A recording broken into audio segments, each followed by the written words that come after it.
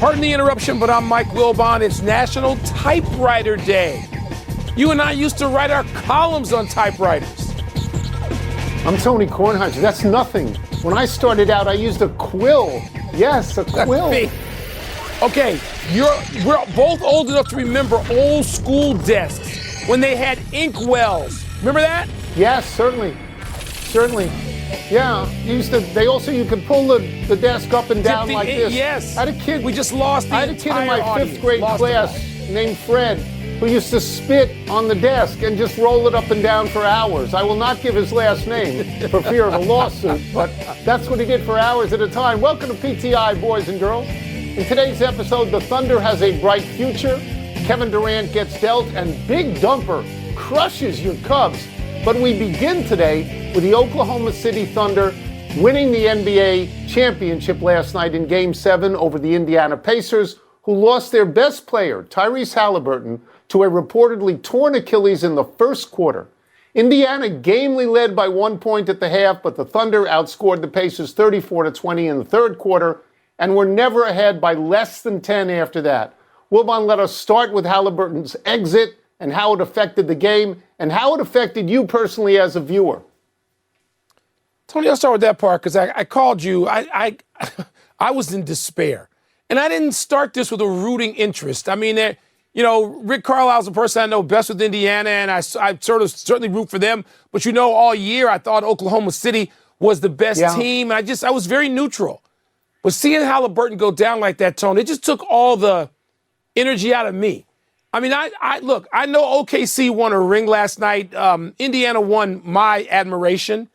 And I think many other people probably feel the same way. And Halliburton, who over the last 3 seasons, I've got to, be around increasingly. And I enjoy him thoroughly as a basketball player, as a burgeoning star, as a young man, still a very young man.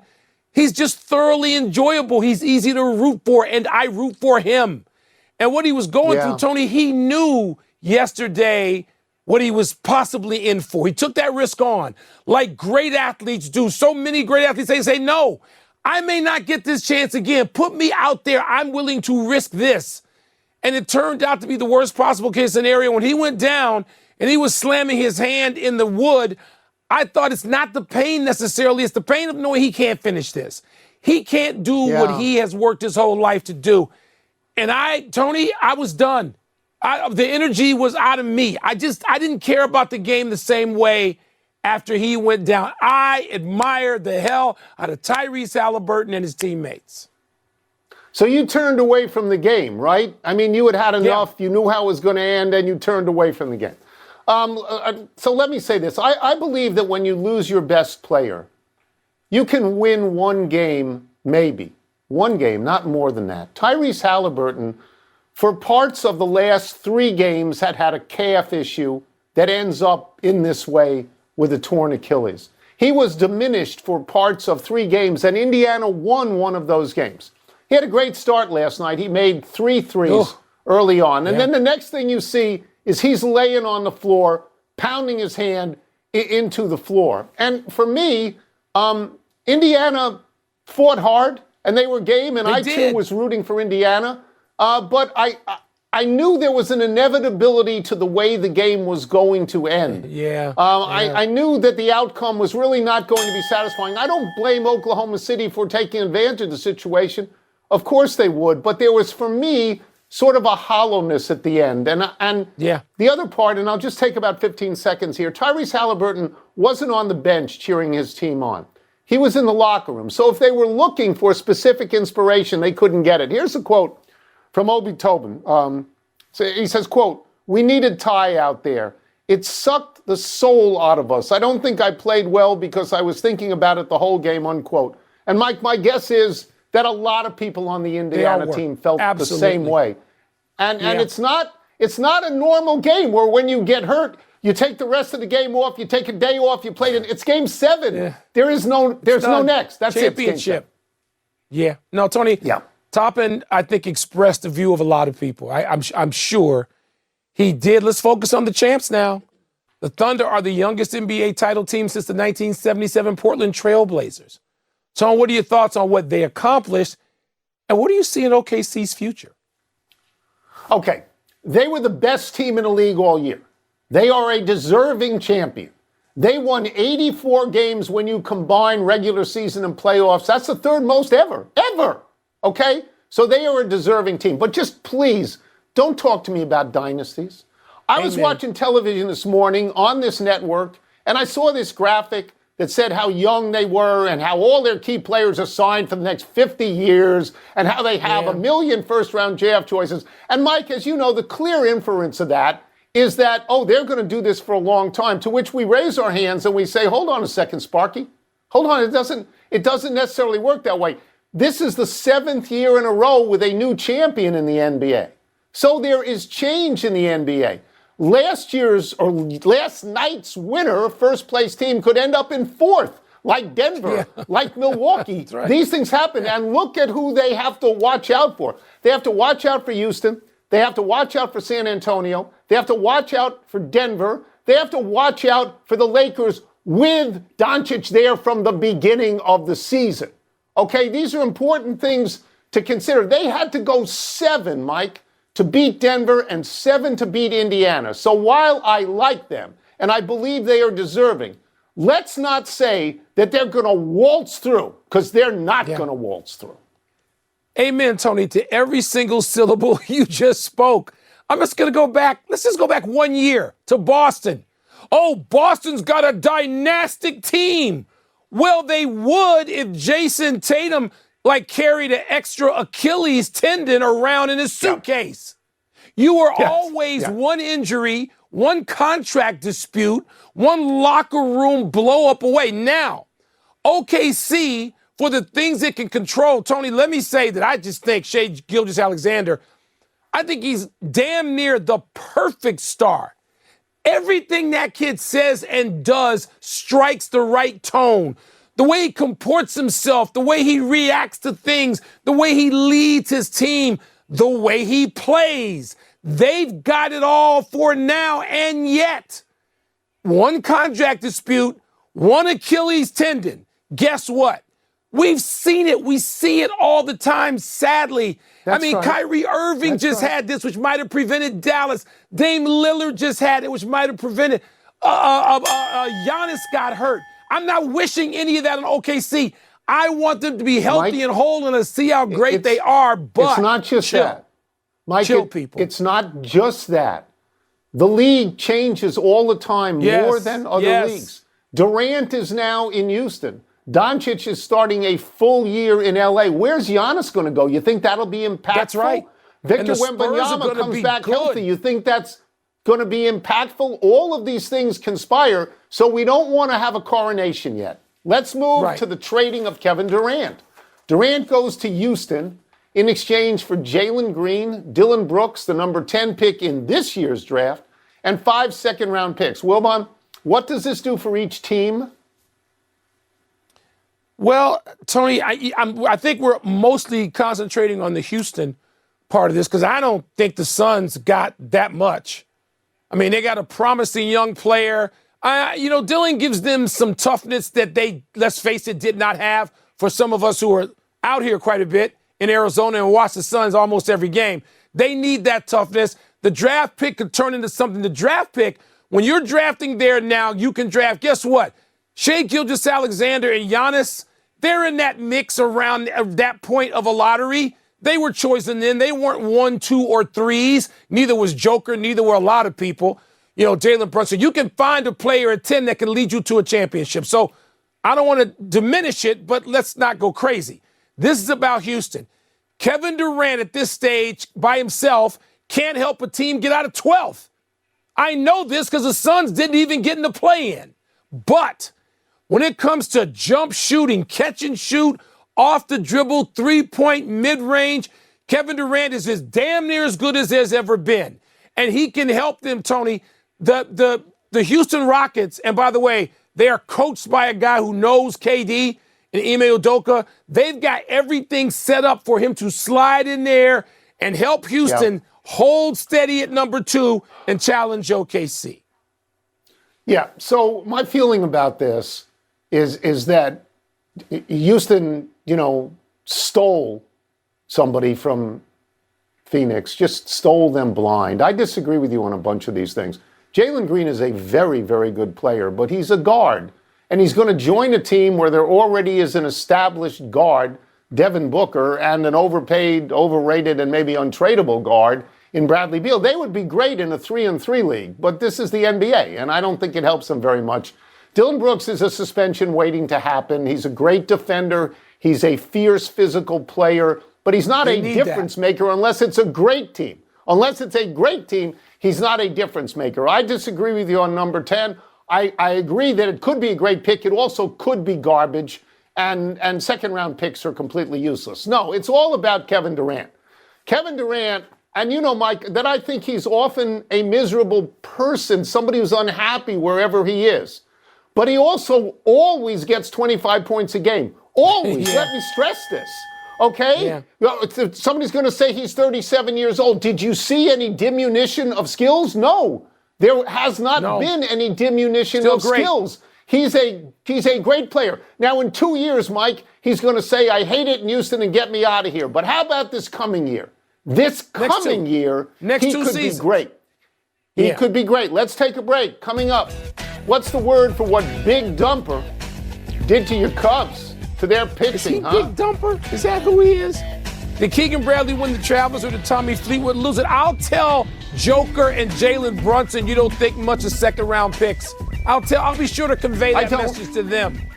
I don't. I actually don't. They got lucky on those picks. But Kevin Durant, he can still play. He can fill it up. You can't get lucky unless you have the damn pick. We're load managing the email box, so we have subbed in the tray of tedium, which I hold up for people to see. The tray of tedium. And let me see what's first. That? Whoops. I just dropped the first one. And magically it returns to me, and I put on my glasses. And I read, as we kill time, I can't even open up my glasses. What is the word for what Cal Raleigh is doing right now? He's yogiing right now. And Cal Raleigh is a catcher for the Seattle Mariners. He went to Wrigley Field, and I know the wind was blowing out, but goodness, there are a lot of home runs. There are like 20 home runs in that series. But Cal Raleigh hit 4 of them, 6 for 12 with 4 home runs, and won that series 2 out of 3 for the Mariners against the Cubs, who now have to go to St. Louis, only 3.5 games up instead of 5.5 games up. So I'm very nervous about that. Cal Raleigh, I didn't know he was the Big Dumper. I didn't know that was the same guy. All I know is he's big, he's strong, he's like Mickey Mantle. He's on pace to hit 66. He won't do that. But he can hit more home runs than any switch hitter since the Mick. But I'm more concentrating on being a catcher and supplying that kind of power, which I associate, Tony, and you would too, with Yogi Berra and Roy Campanella and Johnny Bench. Carlton Fisk, I guess. Yeah. That would be the group he's in right now. Wow. Yeah, I can't hear the name Cal Raleigh without thinking of Big Dumper, which is a fabulous nickname. It's right up there with Fairway Jesus. As you say, he's got 31 home runs, and we're still in June. The pace is for 66. I would take the under on that. But the record for a catcher, Salvador Perez, is 48.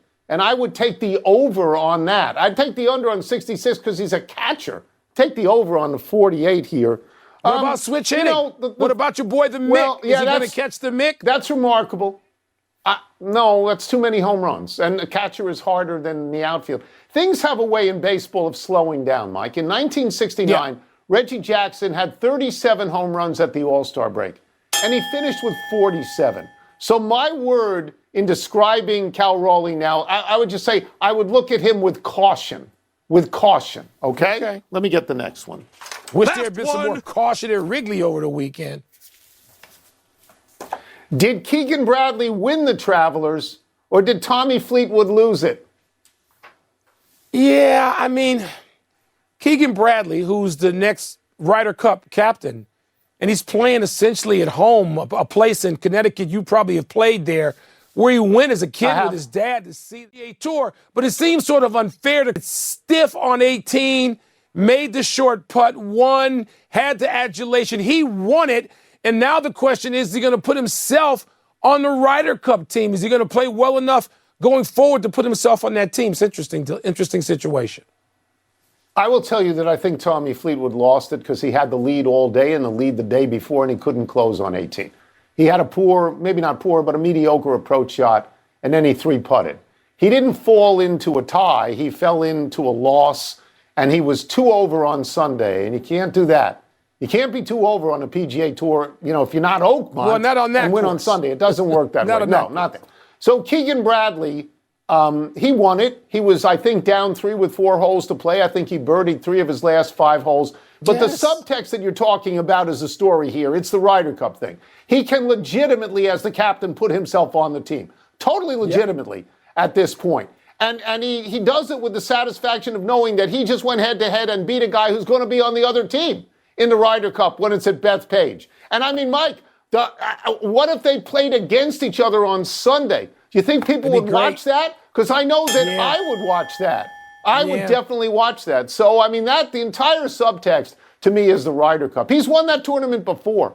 It's the only, I think it's the only tournament played in New England, and he's a New England kid. I think he grew up in Vermont, he maybe? Grew up nearby. Hampshire, by the way, Tony, I know you were watching that. I watched it too. But the women in the PGA Championship, Minjee Lee, I mean, she was one of only 3 women under par for the tournament to win again. And she's right up there with a small handful of active players who've won that many, 3, I believe, major championships. So shout out to Minjee Lee for that. Email tray now empty. Let's take one last break. Still to come, Shohei does more Shohei things. And umps eject Coastal Carolina's head coach in the first inning of an elimination game. Seemed a little dramatic. That's brutal. I have to say that's brutal. That's just brutal. 46th birthday LaDainian Tomlinson. The Hall of Fame running back led the NFL in rushing yards twice and in rushing touchdowns 3 times. Tomlinson was the league MVP in 2006 and was first-team All-Pro 3 times. He is the Chargers' all-time leader in rushing yards, rushing touchdowns, and all touchdowns scored, 37 more than Antonio Gates. Tomlinson is 7th all-time in rushing yards, 2nd all-time in rushing touchdowns. Emmitt Smith, and 3rd all-time in rushing and receiving touchdowns behind Jerry Rice and Smith. Tomlinson holds the single-season NFL rushing touchdowns record with 28 in 2006. Tony, if I do my top 5 running backs of all time, Jim Brown, Emmitt Smith, Walter Payton, Tomlinson, and either Marshall Faulk or Barry Sanders, I get bogged down. That's 6 guys. But that's, wow. I mean, that's some list, and people don't even realize how great Tomlinson was all that time. Happy anniversary, John McEnroe. Around this day, 44 years ago, in the tied to McEnroe that he used it as the title of his 2002 autobiography. For fans of Only Murders in the Building, McEnroe has a cameo in season 4 where he utters the line. McEnroe, of course, is one of the greatest tennis players ever. He has an open-era record of 155 career titles, 77 in singles, 78 in doubles. This includes 7 majors in singles. And player of all time. And now, a lot of great former players talking about tennis as broadcasters. I'd rather hear Mac and Chris Everett probably than anybody all the time, every match if they could do. Agreed. Happy trails, Coastal Carolina. LSU won the Men's College Baseball World Series by beating Coastal Carolina in back-to-back games. The Chanticleers had won 26 straight games entering the finals, but fell 1-0 on Saturday, then got beat 5-3 on Sunday, with the home plate ump ejecting their head coach and first base coach in the bottom of the first inning. Seriously, what was that? LSU went on to hand Coastal Carolina starter Jacob Morrison his first loss of the season. You may remember that LSU was just 1 out away from getting eliminated by Arkansas in the semis, but are now champs for the 4th time this century. Tony, if Blue gets knocked down in the field to play, somebody's got to get tossed. I don't care what the inning is, and I don't care what's at stake. Somebody's going. Quick to the big finish. Angels manager Ron Washington out indefinitely with an undisclosed health concern. Your thoughts? He's expected back later this season, reports are, Tony. We certainly hope so. Rafael Devers homered against the Red Sox again Saturday as the Giants took 2 of 3. Your thoughts? Big acquisition. Carlos Alcaraz won the Queens Club Championship. Is that a big deal? 2-time defending Wimbledon champion seems to be rolling in to the All-England club again. Shohei struck out 2 in 1 inning of work, then added a 3-run triple and a 2-run homer. I know you're impressed. Yeah, if he pitches like he pitched, he's the greatest baseball player of all time. Last one, U.S. men's national team beat Haiti for its 3rd straight win. Do you find that significant? The game might not have been significant, but continuing to play well, given what they've been up against, that is significant, the Gold Cup. We are out of time, and we will try to do better the next time. I'm Tony Kornheiser. Most sense for Giannis next season?